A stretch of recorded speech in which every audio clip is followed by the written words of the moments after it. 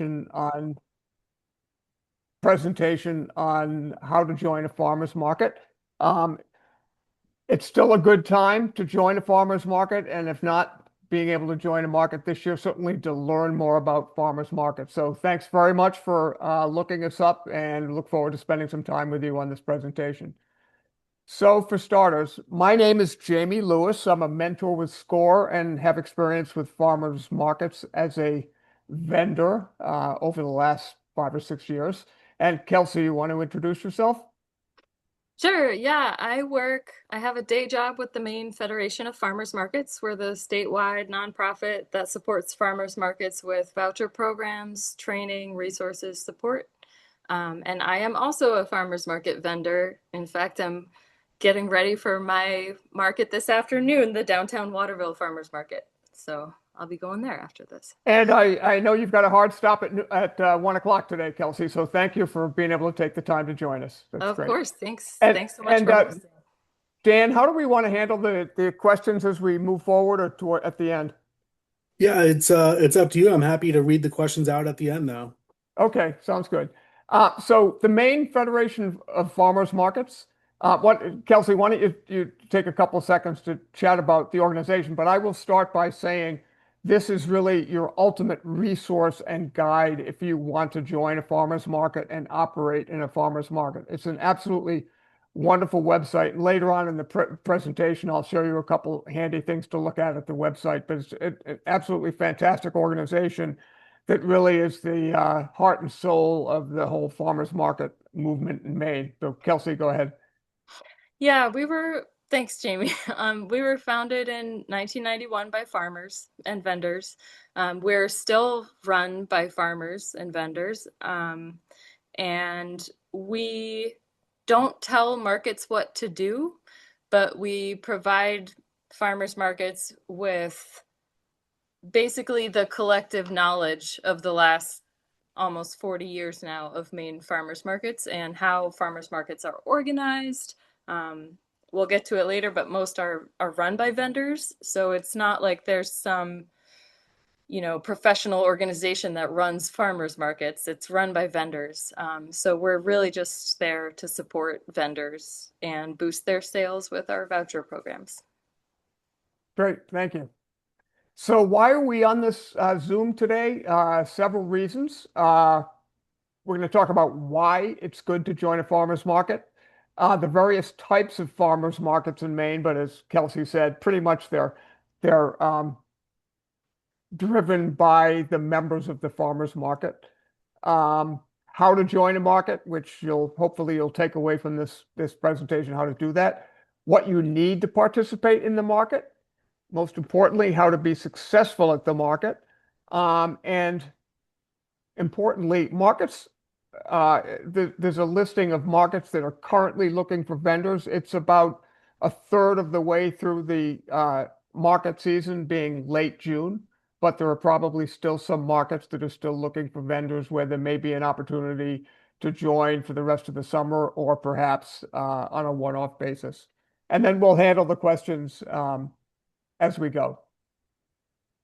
So why join a farmer's market? It is a wonderful way to start your business, to grow your business, and to sustain your business.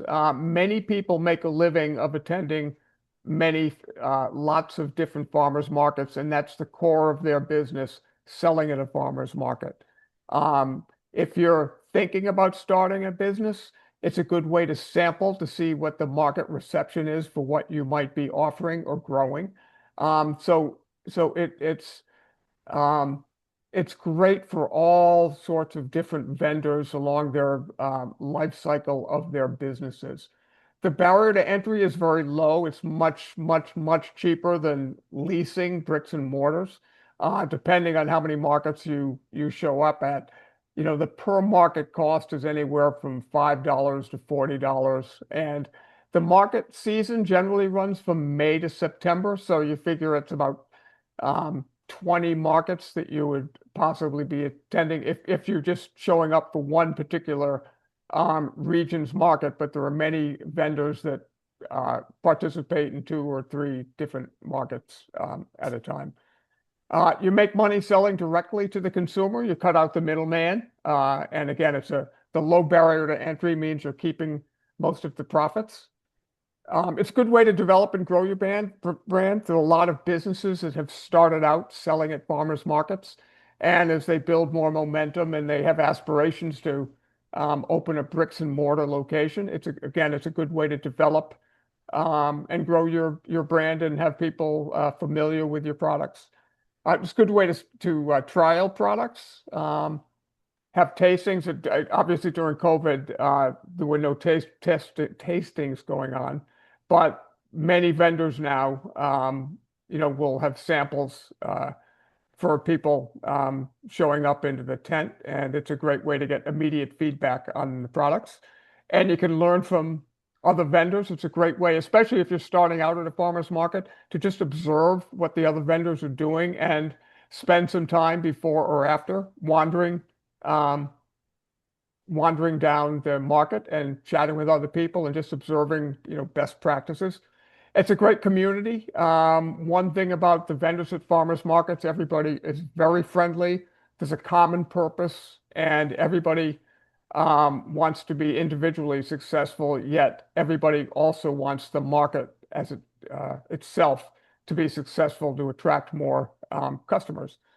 Great way to network, develop business contacts within your business or just other like-minded vendors, and you can grow your email list from your customers and that sort of thing. And there are many, many successful food businesses that had to start at farmers markets. Just some examples here: Burst Bees, Stonewall Kitchen, 30 Acre Farm. There's a great example right now. Bread and Company was a vendor, and they have a very successful bricks and mortar location in Portland right now. Again, it's a laundry list of successful vendors. But that being said, it's not the goal of every single vendor to want to open a bricks and mortar business or take the business uh, well beyond where they are today. But again, it's a great way to launch your business, and you can take it as far as you can run with it. The types of markets in Maine right now, the emphasis is on farmers. They're defined, the farmers market is actually defined in Maine state law. So the emphasis is on farmers, and there's an emphasis on local Maine grown foods. That's what it's all about, is getting the opportunity for Maine farmers and vendors to sell directly um, to the customers at the farmers markets. And there's a full list of markets in mainefarmersmarkets.org, i.e. the website of the Maine Federation of Farmers Markets, where you can find a listing of all the farmers markets in Maine and generally what their hours are and that sort of thing. So again, if you're new to the farmers market game, you can certainly identify a number of markets that are probably not too far away from where you live to observe to see how they work. Kelsey, do you want to talk about the types of markets? Sure, yeah. So Maine is unique in that 99% of farmers markets in our state are actually democratically vendor organized and run. And that means it's just the membership of the market making, enforcing, and steering the rules of the market and making decisions about how the market's going to run. There are also there are also sort of like a hybrid model of markets where there might be a local nonprofit or a local land trust, for example, or a food security organization that starts up a farmer's market, and they might also have input from the farmers. Farmers might be part of the steering committee or the board of directors, and that's like a hybrid model. And then there's also, I would say, privately owned farmers markets. And there are, I think, two of them in Maine where one person owns the market, and they're sort of the benevolent dictator model where they make the decisions. Vendors don't have to worry about anything, but vendors also don't really get a say in how the market is run. So you can look into these different types of markets. One thing that means, though, is if you are going to join a member-run market, you should also expect to participate in the nuts and bolts of helping to run that market. So a lot of markets, vendors take turns with doing various roles like secretary or manager or chair. At my market, there's one person whose volunteer job is to be the interface with the porta potty company, and he's the porta potty manager. So that's just an example of some of the obligations you might end up in if you're in a vendor-run market. And then if you look at the bottom half of this screen, all the markets are independent and they all have their own rules. So as long as they're following the Maine farmers market law, which states that you have to have at least two vendors who are farmers, they have to be selling direct to consumer produce or agricultural products that they make, and at least 75% of what they are producing is produced, or what they are selling, excuse me, is produced by them. So they could buy in 25%, but it has to be mostly their own product. Um, so, but some markets, like my market that I'm going to later, have stricter rules. We are a strictly producer only market, which means even if your neighbor makes donuts with, milk from your cow, if you're not the one making those donuts, you can't sell them at our market. And and then the middle line here is the following the buy-in rule is where you might be able to buy in some products with the market's approval. And then if you're not following the Maine farmers market rule, then it's not really a farmers market. It might be called a peddler's market or an artisan's market, or there's all kinds of other markets too. But if it's not following the Maine farmers market law, you can't call yourself a farmers market.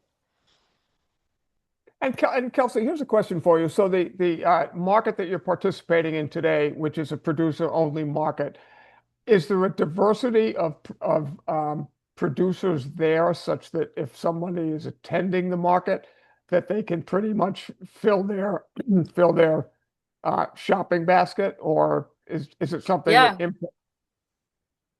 yeah, it's amazing. I mean, we have poultry, pork, beef, goat, lamb, wool, natural dye products. We have all kinds of different vegetables. We have a huge range of fruit, which is probably the biggest priority for a farmer's market is having fresh seasonal fruit. We have two bread vendors. I'm one of them. We have cut flowers, soap, natural tallow soaps and skincare products. There's even a blacksmith. So yeah, you can get most of your grocery shopping done. You'll still need to go to the store for butter and oil, but you can eat pretty well off of our market. that's great. Thank you. So the types of vendors members, a vendor member is somebody that has basically signed up to be a vendor at the market for the entirety of, the market's run for that year, whether it's you know, May to September, April to October, whatever. You're basically signed up for the whole year. You're expected to be there every week. Most markets will have maybe two or three, excused absences, for lack of a better term, because, life happens. But basically, you're signing up for the entirety of the run of the market that year. A provisional member would pretty much be the same thing as a vendor member, except they're on best behavior for the first year, so they can show that they play well with others and they have a good product and they're committed to what they're doing and basically, work within the rules of the market and are good teammates with the other vendors. And then there's a seasonal member, and the example here is blueberry season. If somebody only sells one product that's subject to, a season, that you don't have to sign up for the entirety of the year, but basically you sign up for the length of time that the product you're selling is readily available and fresh. And then you've got a day vendor or guest vendor, which is somebody that you don't sign up for the whole year, but uh, it's a one-shot deal, or you may sign up for 4 or 5 times throughout the year, and you pay by the week. So if you're showing up uh, for 1 week in June, you're basically paying what the day rate is that the market establishes, whether it's $25, $50, whatever the case may be. And typically the markets will have a limit on the number of times you can just show up on a one-off basis. Maybe it's 4 times a summer, 6 times a summer, because they don't want a day vendor or a guest vendor showing up for the majority of the markets and not having to pay the full freight for what it would cost to be a vendor for the entirety of the year. And so at the markets, you've got the farmers, a non-farmer food producer that would be like Kelsey, who's a baker, a non-farmer, non-food producer. So in some markets, you might have people that sell pottery or aprons, things such as that. And then a service provider. I think Kelsey mentioned a blacksmith. You may have a knife sharpener. Yeah. I know. Or like chair massage. I've Yeah, seen that at farmers markets. Sometimes there's also nonprofits just distributing information at farmers markets too. yeah. A lot Like, of times yeah. libraries from the town will show up and actually, and you'll have people like Anderson Renewal who sponsors several markets that have people hawking window replacements. So you've got a real mix in the markets. So some of the considerations, I want to make sure I get the whole, okay, yeah. Considerations for vendors, are you sourcing local ingredients? Back to the earlier comment, Maine products. And can you commit to 5 or 7 months of a market season? Um, it is a commitment to be showing up just about every weekend or weekday, depending what the cycle of the market is, from a May to September or May to October timeframe. So you need to look at your calendar and think about whether that's a commitment you can make. And then other things, how can you help support your markets? As Kelsey said earlier, um, if you sign up for a market, there's an expectation that, it's a community among the vendors and you have to, do your fair share of, whatever extra help that might be required. And Kelsey, in that market where somebody's responsible for managing the porta potties, that's not a duty that's typically given to the newest market vendor, is it? No, usually we don't ask too much of first year provisional vendors. Usually after they're voted in permanently, then we start laying on the guilt and ask them to help. There Yeah, you go. and the whole reason, those are obligations are there is that's part of the reason that the barrier to entry is so low. That like our booth fee is only $5 a week because we're not paying someone to actually manage the market. It's nobody's paid job to do all the little bits and pieces of behind the scenes work. So if we all do a little bit of it, then we can keep our costs lower for our own businesses. Great. So how do you actually join a market? What do you need to do? So you need to look at your personal calendar and figure out how many markets can you realistically go to, whether it's committing to one, and we'll say, that summer selling season is 20 weeks, 5 months times 4 weeks. Um, can you do one market and commit to 20 weeks consecutively? Can you do a Saturday market and a Wednesday market? All of a sudden, you're looking at 40 times you have to show up. So you need to figure out how many markets realistically that you can show up to. Do you want to be a full-time or a guest vendor? In many circumstances, people will start out as a guest vendor just to see how it works for them and whether it's something that they can do. Do they have the selling skills, the interpersonal skills to be able to be a good vendor?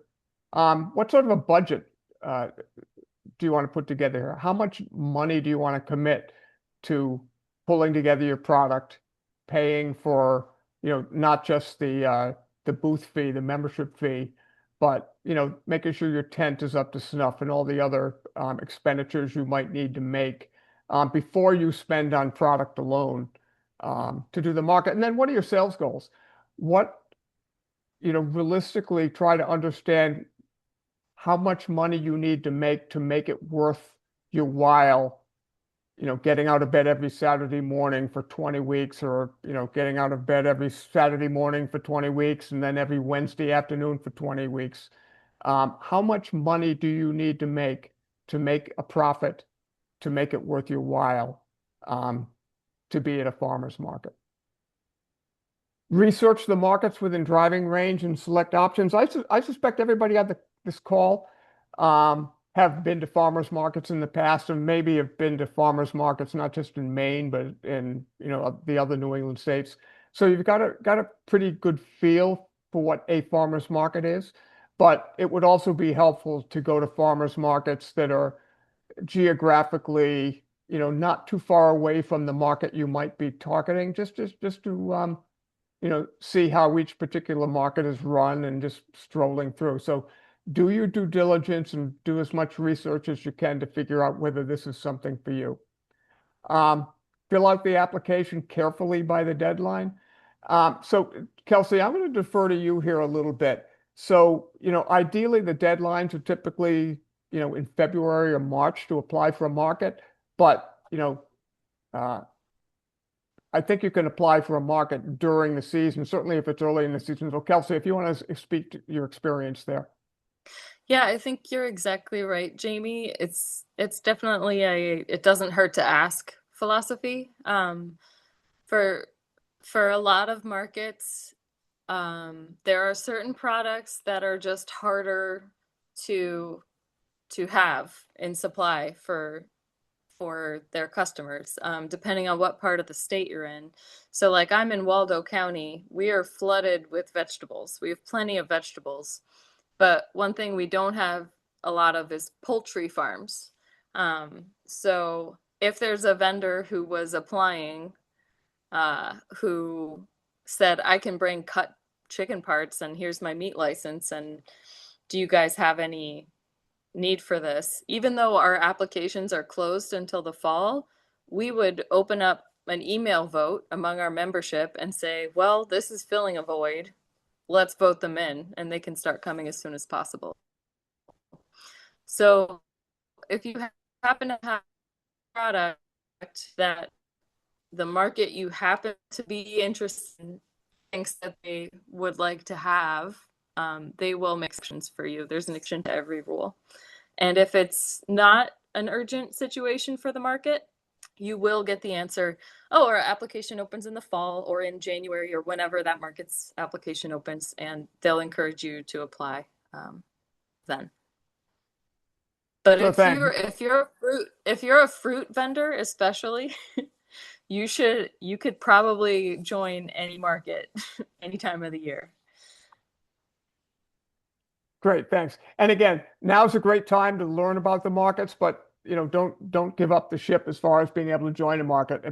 As Kelsey said, it is selective at this time of year, especially depending on what you're selling. So again, it's only June, and certainly some markets you may be able to get to as a guest vendor just to try it out. So it's certainly not too late for that. So consider sending or dropping products off for the board to sample. The market that I am familiar with, typically in February, have a session where prospective vendors can come and bring samples of what they have, and also meet some of the other vendors there that are currently members of the market.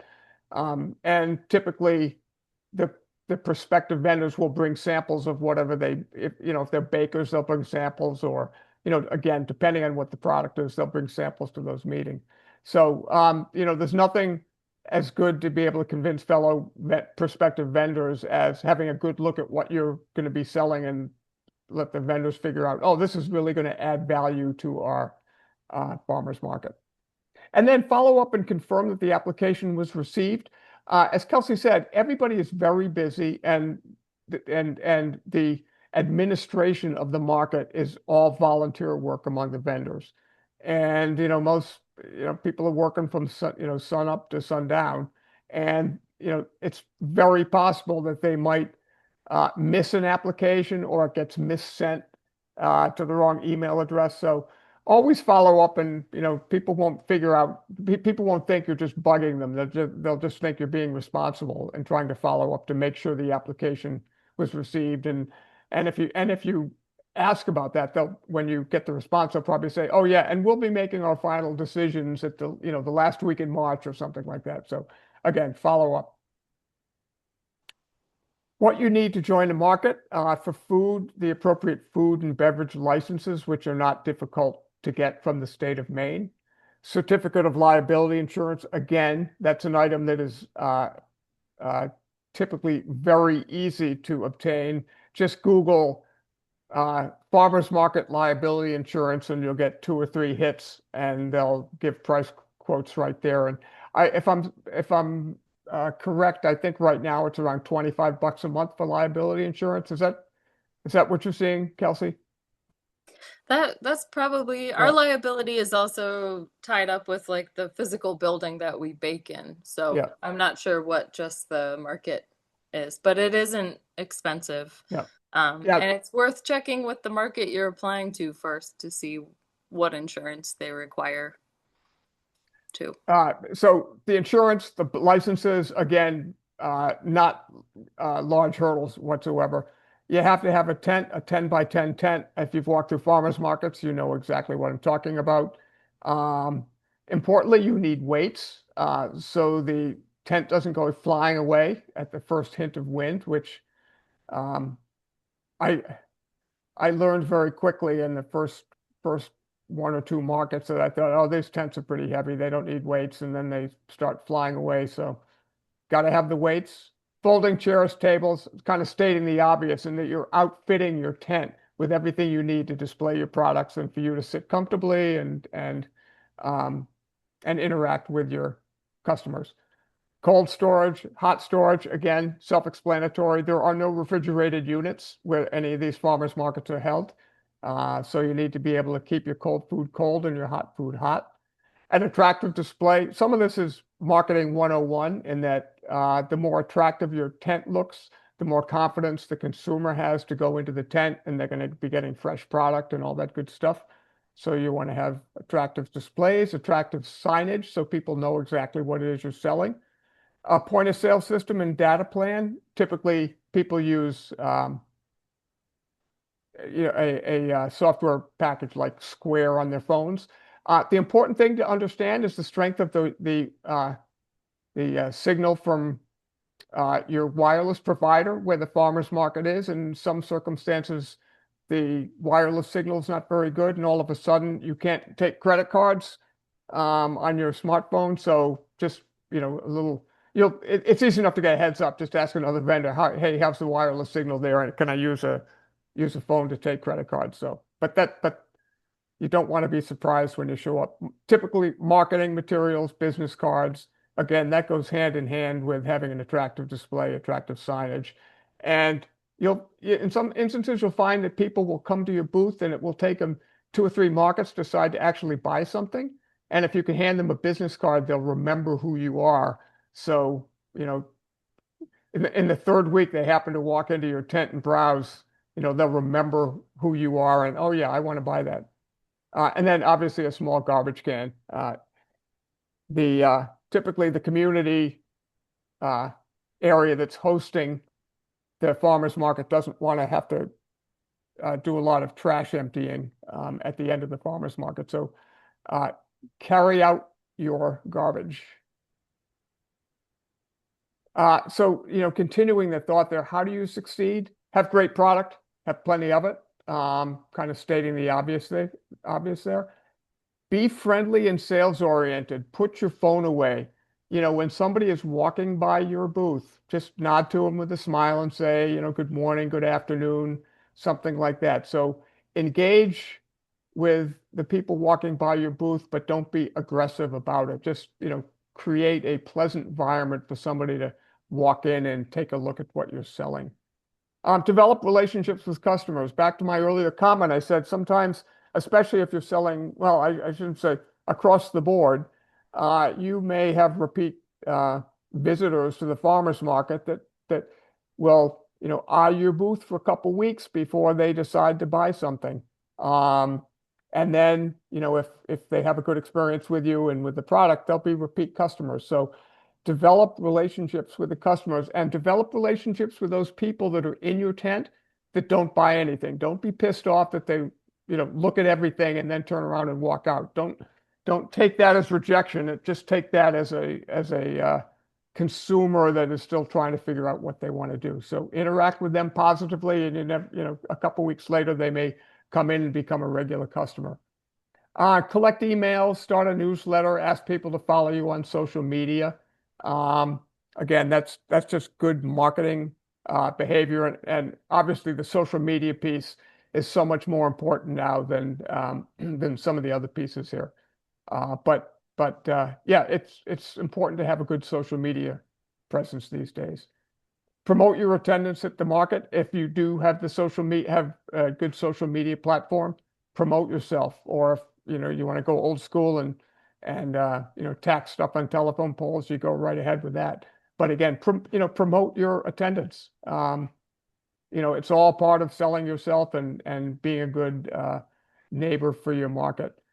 Offer samples. Again, if you're selling foodstuffs, offer samples, because once somebody's in your tent and has tasted a piece of bread with goat cheese on it and say, "Wow, this is really good," it's a great opportunity to sell a tub of goat cheese or the loaf of bread that you baked. Be helpful to other vendors in the market manager. And this is kind of back to the earlier conversation, we said about raising your hand to help and be a volunteer. Because again, it's a community of like-minded people that want to sell their products through a farmer's market, directly to their customers. And the success of one vendor is critically tied to the success of the whole market. You want the market to be successful, which means more and more people will go to the market, which means more and more people will pass your booth, which means there's a greater possibility of people stopping into your booth and buying something. So be helpful to the other vendors and do what you can do to help the market manager. Be reliable and adhere to market rules.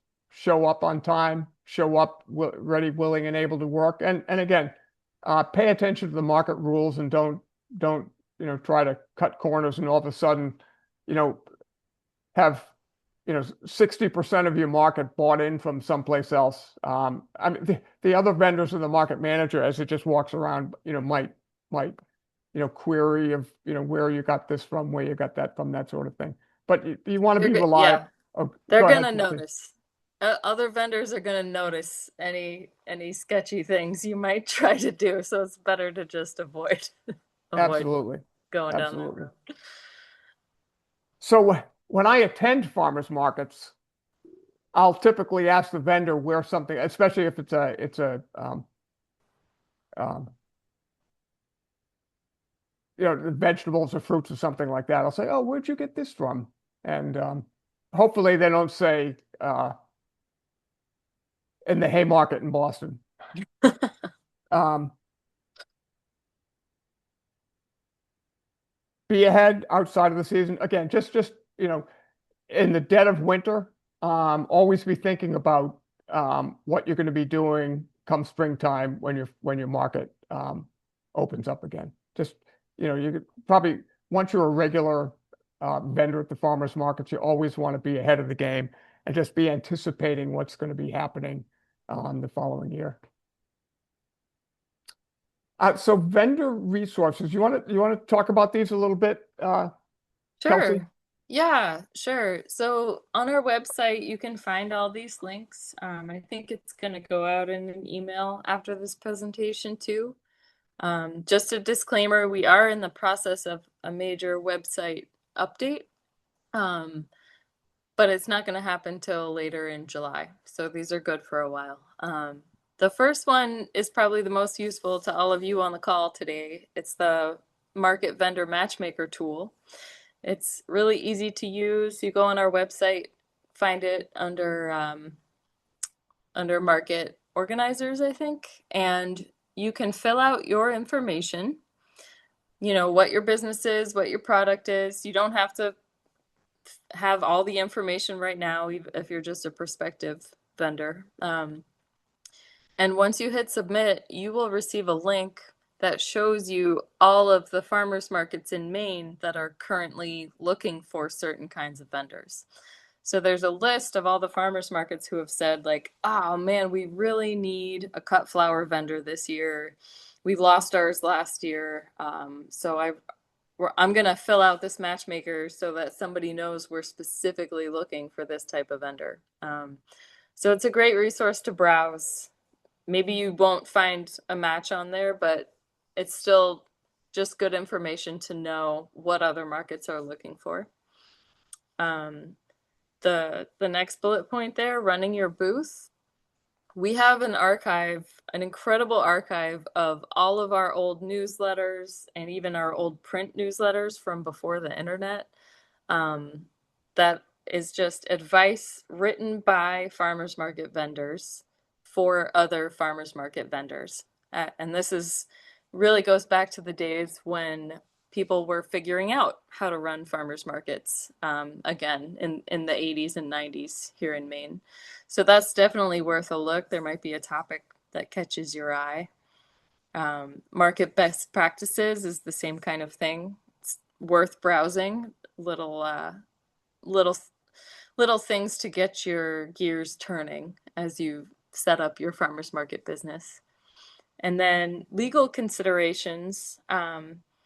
That that's another great resource. That's a lot more stuff that's sort of for when you're already in a market and you're an organizer and you're concerned about um, what what insurance requirements there are, how to keep track of all the different licenses that different products require, so that you can be sure your market is on top of them.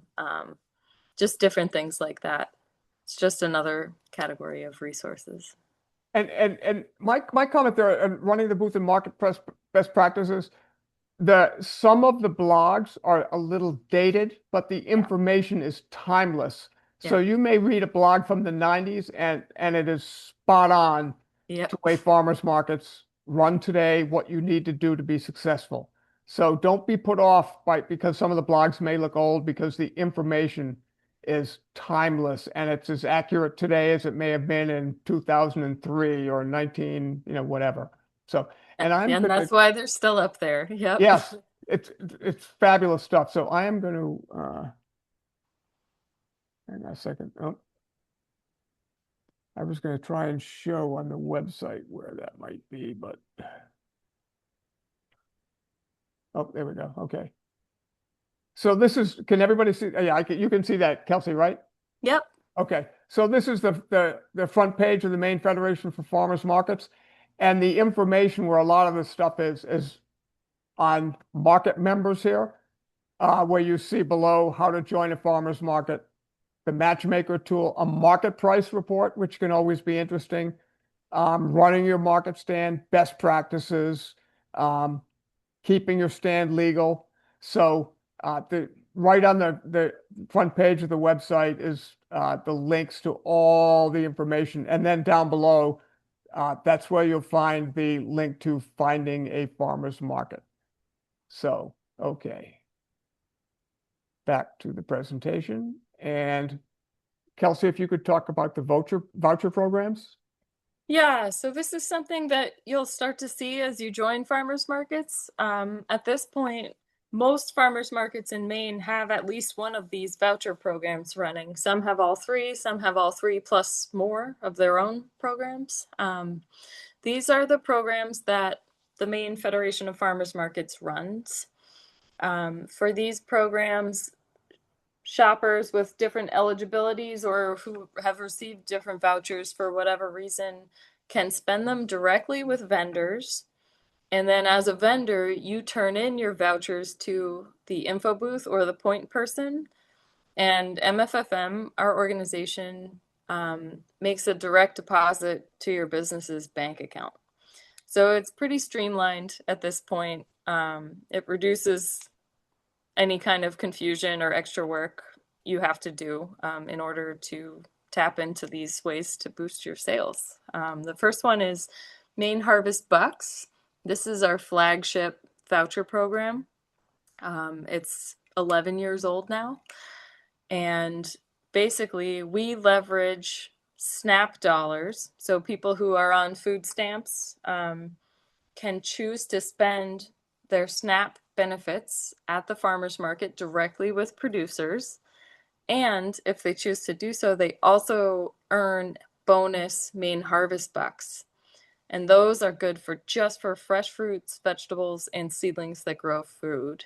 Those are funded through nutrition incentive programs.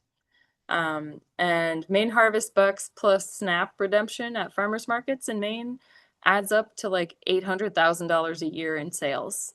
So it's a lot of money flowing directly to producers, which we really like. It's food access, but it's also paying producers a full retail value for their work, which is unique among food security programs.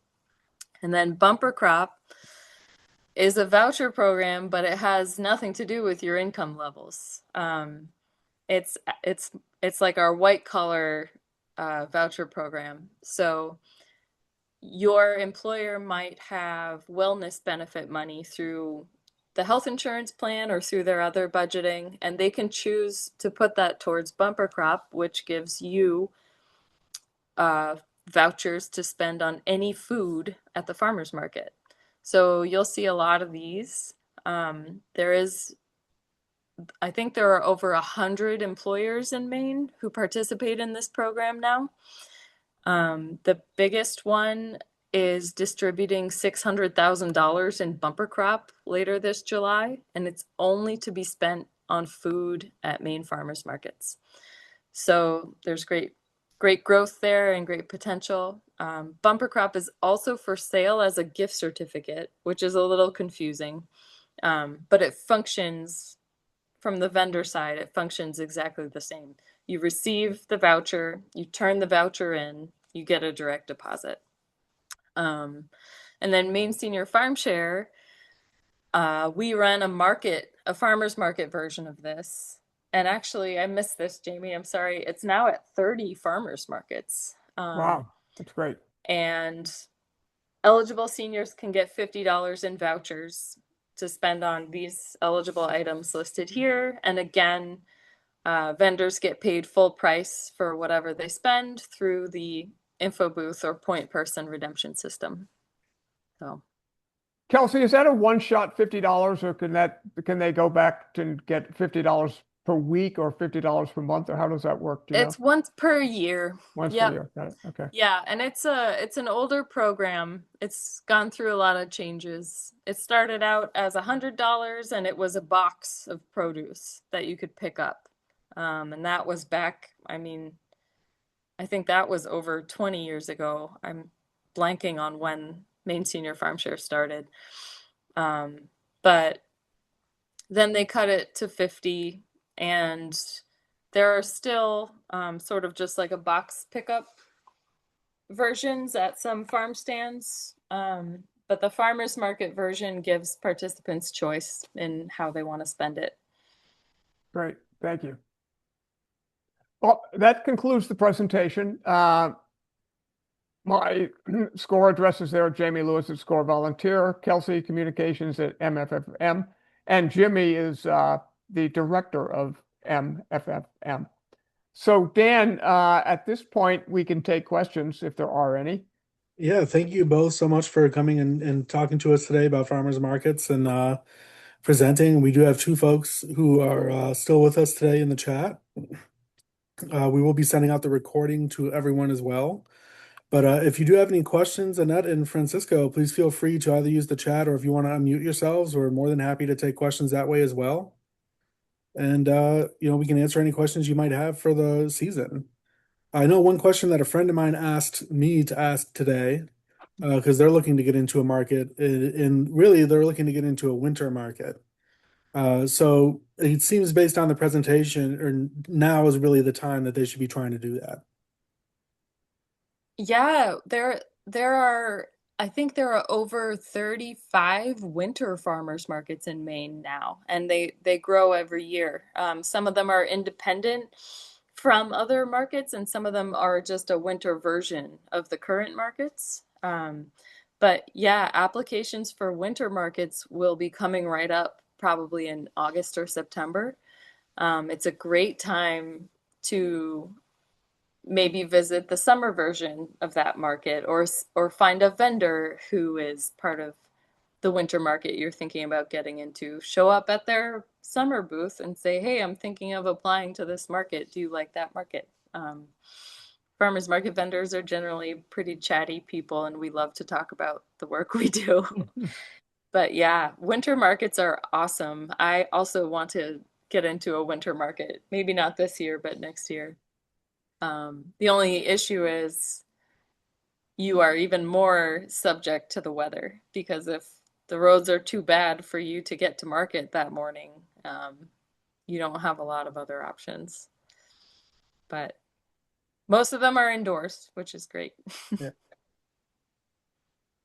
We do have one other question from my friend who is unable to make it today, but if we have any other questions, please feel free, and now would be a great time.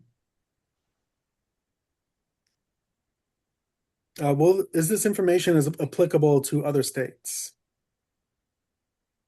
I think so. There other states, it's much more common for the sort of benevolent dictator model of farmers markets. But certainly, all the information on being a good market member, how to apply for a farmer's market, how to set up your booth, how to how to be a successful vendor, how to think about and develop your product, all of that would apply anywhere. Depending on what state you're in, some states have incredible farmers market organizations too. We work with the Virginia Farmers Market Association, which is amazing. There's also one in Oregon. Um, Nova Scotia has a really cool farmers market organization. So it might be that there is a sort of a bigger farmers market nonprofit or organization in the area where you are. Um, and if there's not, then I would say just go to your closest market and see what you can find out. Be your own detective. I should also say, another amazing resource for any kind of producers or farmers in almost every state is the university cooperative extension. So almost all states have a state university system, and those university systems have what's called a cooperative extension. It's an older model, but it's in place to support food production. And the folks who work at cooperative extensions are really angels on earth for food producers, because they just know how to connect you with the right resources and the right information. So if you Google, your state cooperative extension, that could be a good lead too. One other question that I had from a friend of mine, and they were mostly trying to figure out how do they balance their days at the market and how do they balance their days, because sometimes winter markets have different days and hours than the summer market in the same location, and you obviously can't make it to everywhere. So with that in mind, like what is your recommendation, or how would you really try to find out not only a balance between the days, but what markets are the right markets? It's so hard. It's so hard to know because you don't know until you try. The most lucrative markets tend to be the weekend markets, especially in the winter, when attendance in general is lower. You really need to make the most of the days you're at market. What I'm doing for my business now is I decide we figure out what our number is. So there's a number we hope to hit every week in sales. There's a number we hope to hit for like the different months of the year. Obviously, May is not as big of a sales month as August. And then there's a number we hope to hit in total direct sales for the year. And then it's just sort of tracking along. We've been at this market 3 years now. And we have data going back 2 years showing, yes, these sales are growing. Yes, this month is growing. Or, oh, here's the note about when we made this tweak to our products and that changed things for the better. But yeah, that's the reason we don't have a winter market, is because our, speaking as my business, our summer market is a Thursday, and that works with our other wholesale schedules. But if we were to add a Saturday, we'd be adding a full 2 extra days of labor just for that market, and it doesn't really fit in um, with other wholesale outlets. So we're still trying to figure out if there's a way to make it worth it, find that number and figure out how to hit it. So that's even a secondary hidden cost to potentially participating in a market. Mm-hmm. You got to grow the Yeah. stuff and you got to make the stuff. Yeah. Yeah. And for my business, it's purchasing ingredients, but it's also the cost of fuel for the ovens. And we realized pretty early on, if we weren't doing at least $400 in sales, we were losing money on fuel just to turn these big ovens on. So, but I think people who run small businesses, that's what gets you into it, right? Is the figuring out the puzzle pieces and yeah, that at least that's what keeps me interested. Great answer. Thank you. Yeah, thank you both so much today. We did have a thank you in the chat from Annette. Thank you from Texas, where they're Oh, trying to Oh, join the great. farmers nice. markets out there. Howdy. Great. Yeah. So thank you both for speaking to us today. I'll be sending out the presentation recording as well as the slide deck as well to everyone who could not attend today. And I'll be including the emails of the presenters. If you have any follow-up questions, please feel free to reach out. And I hope everyone has a great day today. That's great. Thank you, Dan. Bye. Thanks, Thank you, Kelsey. Jamie and Dan. Yeah. Appreciate Bye-bye. it.